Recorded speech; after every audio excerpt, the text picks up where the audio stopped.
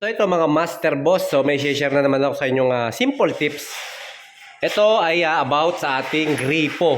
So ang tawag dito sa hawak ko na to is pull out kitchen faucet.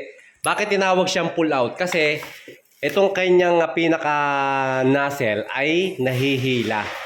Okay, nahihigit siya palabas, kaya tinawag siyang pull out. So ganito. Yan. Diba? Nahihila siya. Pagkatapos, Cosmo, huwag ka dito. Ay, nako naman. Very bad dog. Alas yan, huwag ka dyan. May ginagawa si Daddy. Ayan, so kita nyo, di ba? Nahihila yung kanyang nozzle niya. Ngayon naman, mapapansin ninyo, hindi siya bumabalik. Ayun, yung sikreto nito, sasabihin ko sa inyo para bumalik yan kasi wala yung spring. And then, ito yung mga parts niya, no? Meron tayong gasket, dalawa. And then, meron tayong lock. Ayan, bali, ang gagamitin nga pala natin dito, mga boss, is two-way angle valve na 1/2. Okay? Dahil, dalawa yung kanyang inlet.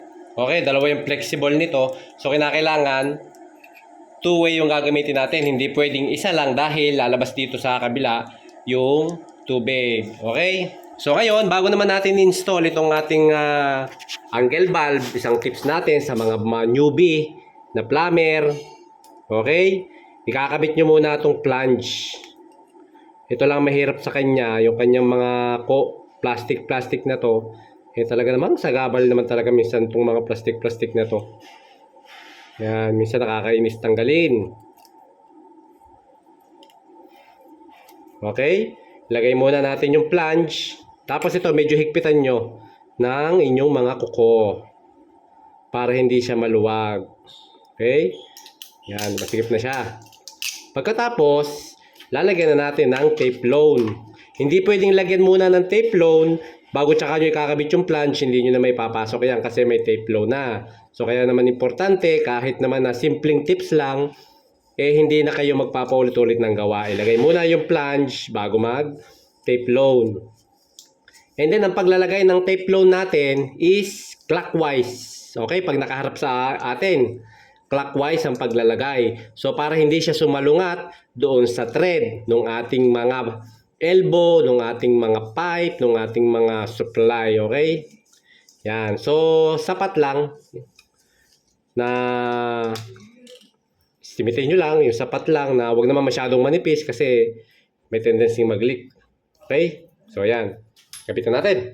Yan. So, bali ang pwesto ng ating angle valve is naka-sideways. Nakabalagbag yung magkabilang abang natin, okay? Yung kakapitan ng ating flexible. So, hindi nakatayo, hindi nakababa, nakatagilid, nakaganyan. At ito naman yung ating papalitan kasi bumigay na mga boss yung thread niya. Plastic lang kasi yung thread nito. So, hindi na kayang i-repair. Talaga ng mga papalitin na. So, papalitan na natin. So, ayan, bago natin ikabit itong gripo natin, ilagay na natin yung gasket. Kasi dalawa yan, pang ibabaw at saka pang ilalim. Then ito, ipapasok lang natin yan dito. Okay? Papasok lang natin sila lahat. Mamaya na natin ikakabit yung pabigat kasi hindi naman yung kakasya. Pag naikabit na natin to lahat, tsaka natin ikakabit yung pabigat natin dun sa ating pull out faucet. Okay, so ayan na siya. Nakakabit na mga bossing.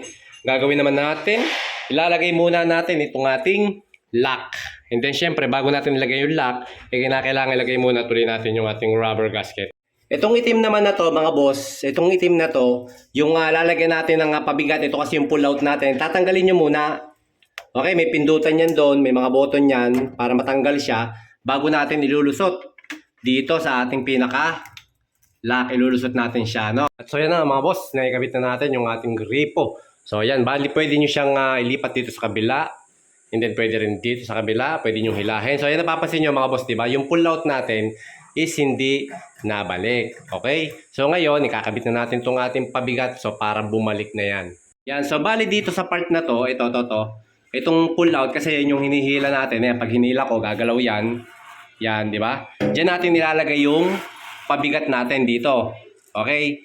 Yan, siguro ito, sapat na yung ganito kahaba. Yan, hindi naman natin kailangan na sobrang haba yung aabutin nung ating pull out, di ba? So, sakto lang, ayan. Tapos hihigpitan lang natin yan. So yan, nakakabit na siya mga boss. Okay, nakakabit na yung pabigat natin sa pull out. So pag hinila na ngayon natin yung gripo, ayan. Charan, ayan, nabalik na siya ng kusa, di ba? Oh. Yan, nabalik na siya. So para siyang may spring na. Alright, mga bossing, basic!